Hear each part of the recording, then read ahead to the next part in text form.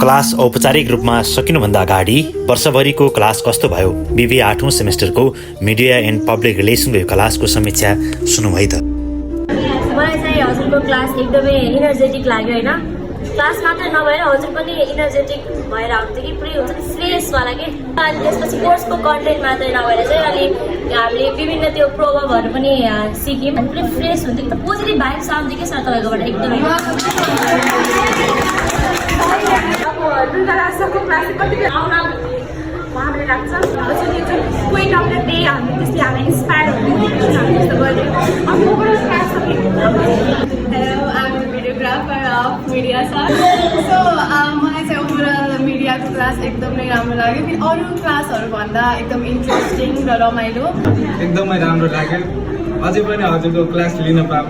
यो सब्जेक्टले गर्दाखेरि चाहिँ हामीले मिडिया र पब्लिक रिलेसनको फुल जानकारी पायौँ र पहिला चाहिँ हाम्रो पत्र पत्रिका पढ्ने यस्तो न्युजहरू हेर्ने केही पनि बानी थिएन। यो सब्जेक्ट पढेपछि चाहिँ हामीले यो पत्र पत्रिकाहरू पढ्ने अनि यो न्युजहरू हेर्ने चाहिँ भएको छ। सरलाई धन्यवाद।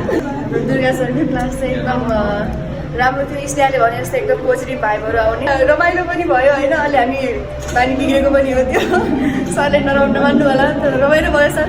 Overall thank you so much. Overall चाहिँ सबै राम्रै लाग्यो। पढाइ चाहिँ धेरै कुराहरू सिक्न पाइयो मिडियाको बारेमा, पब्लिक रिलेसनसिपको बारेमा, पब्लिक रिलेसन कसरी राख्ने कम्पनीहरूले न्युज मिडियासँग त्यो चाहिँ राम्रोसँग थाहा पाइयो। त्यही नै ओभरअल राम्रो रह्यो।